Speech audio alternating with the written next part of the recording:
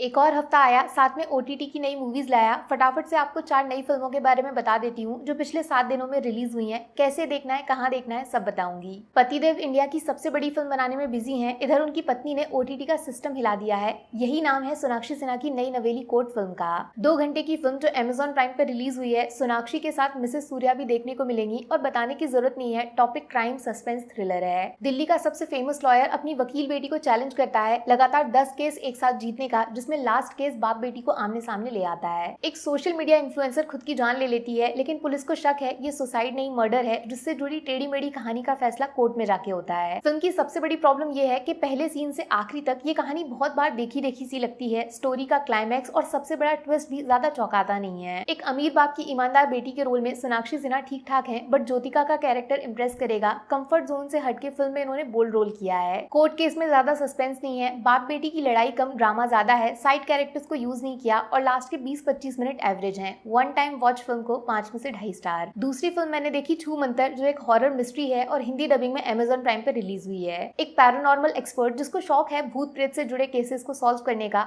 उसे चैलेंज मिलता है एक फेमस श्रापित हवेली में जाके रात बिताने का। इस हॉन्टेड हवेली में अंग्रेजों के जमाने का खजाना छुपा है, जिसके बारे में जानते सब हैं, बट हिम्मत नहीं होती अंदर जाने की, क्योंकि अंदर जाने वाला कभी बाहर नहीं आता। सिंपल वर्ड्स में बोलूं तो इस फिल्म में भूत कम और चू बनाने का ज्यादा ट्राई किया है। गाली नहीं दे रही हूँ, बताने की कोशिश कर रही हूँ कि कहानी हॉरर से ज्यादा थ्रिलर टाइप की है। बट जिस तरीके से हॉरर सीन्स में वीएफएक्स को यूज किया है, ये फिल्म सीरियस कम और कार्टून शो ज्यादा बन जाती है। ऊपर से लीड कैरेक्टर की हरकतें देखकर हंसी आती रहती है, लेकिन एंड में एक सरप्राइज ट्विस्ट है जो किसी ने प्रेडिक्ट नहीं किया होगा। प्लस अंग्रेजों के जमाने से जिस तरह भूत को जोड़ा है, उसके लिए 5 में से 2 स्टार बनते हैं। इसके बाद मैंने देखा सतरंगी, जो एक्चुअली एक फिल्म नहीं है, 7 एपिसोड की वेब सीरीज है, जिसे ZEE5 में 5 घंटों में खत्म कर सकते हो। और मुझे ये शो काफी अंडररेटेड लगा। इसका सब्जेक्ट लौंडा नाच से जुड़ा है, मतलब लड़के को लड़की के कपड़े पहना के स्टेज पे नचाते हैं, जिसको सारे मर्द एक साथ मिलके देखते हैं और पैसे उड़ाते हैं। इस अजीब से टॉपिक के साथ रिवेंज स्टोरी जोड़ी है। वो लड़का जो आईएएस का एग्जाम देके अफसर बनना चाहता था, वो स्टेज पे लड़की बनके अपने बाप की मौत का बदला कैसे लेगा। कास्ट सिस्टम को हाईलाइट करता है शो, जिसमें पॉलिटिक्स से जुड़ी दुश्मनी है और आरजे महवाश की जानलेवा एक्टिंग से जुड़ा खतरनाक क्लाइमैक्स जो गोली और गालियों से भरा है। थोड़ा सा कंट्रोवर्शियल हो सकता है जिस तरह कहानी में देवरानी जेठानी के रिलेशनशिप को दिखाया है, बट ये सीरीज ऐसे ही सारे गलत कामों से भरी हुई है। देसी क्राइम जिसमें देहाती एक्शन सीन्स के साथ चालाक माइंड गेम्स भी हैं। अंशुमन पुष्कर की एक्टिंग मिर्जापुर लेवल का शो डिजर्व करती है। खरगोश की तरह तेज भागती है कहानी, पता नहीं चलेगा 7 एपिसोड कब निकल गए, और बीच बीच में लौंडा नाच से जुड़े ट्विस्ट आपको इंप्रेस कर देंगे।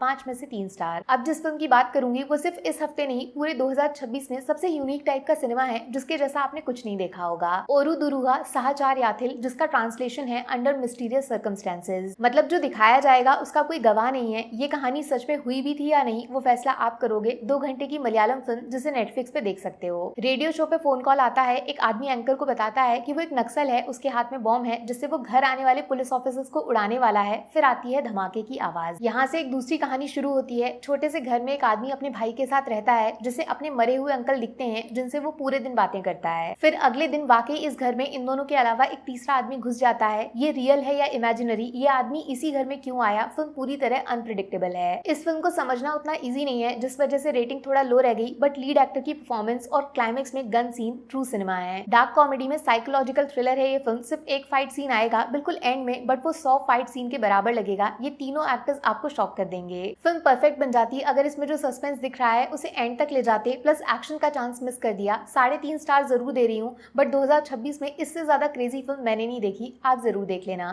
Take care, bye bye.